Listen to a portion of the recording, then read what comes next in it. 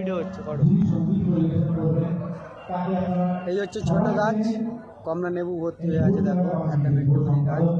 গাছটা কেউ কিনতে গেলে নাম্বার আছে, এখানে নাম্বার করতে পারো।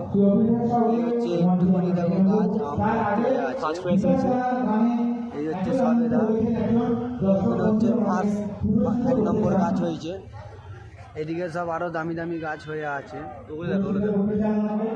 এইসব হচ্ছে ফুল, দামি দামি সব ফুল। এইসব ফুল দেখেছো?